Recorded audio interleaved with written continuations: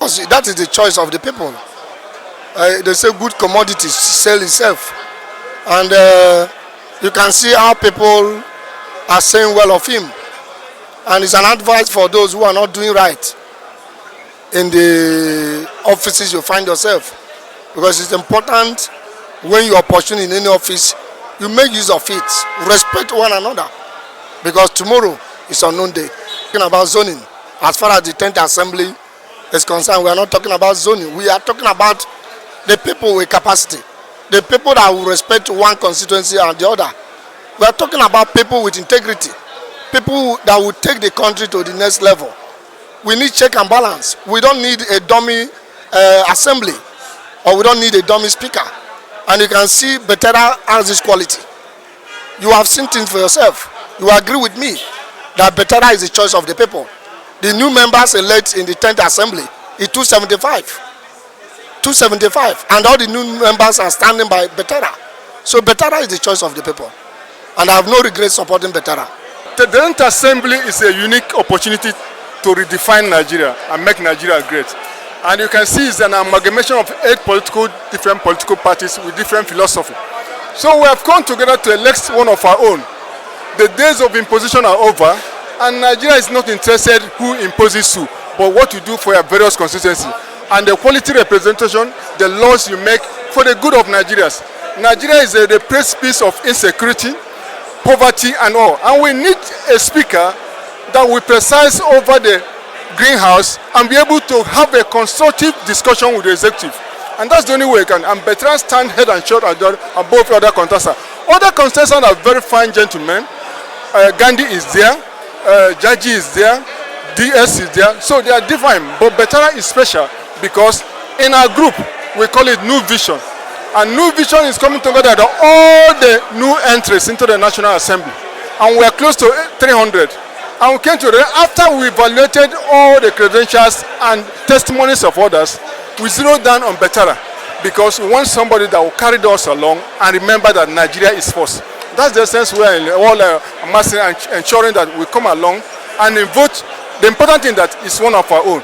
It is not a position of APC. You know, once you're in the house, partisan is over. It is about governance.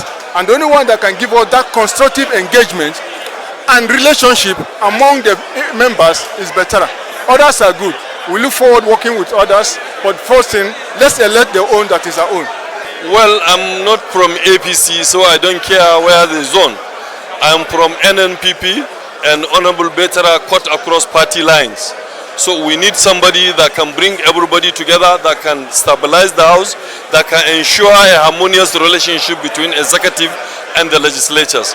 So, and even on that, the APC has already shot itself on the foot by bringing Honorable Bajamila and also the current Vice President Yemi Osibanjo. So that is not an issue.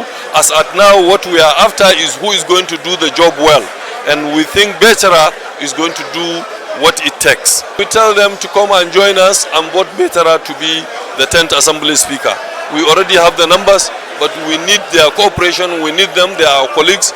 We decide with them in the Green Chamber. A bridge builder, and above all, he is the kind of character that we want to live and let other people live.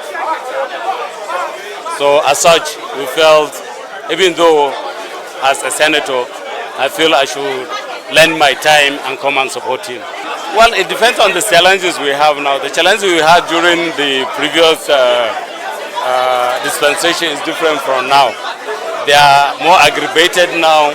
We have economic policies that he needs to, the National Assembly as a body needs to support the executive to deliver.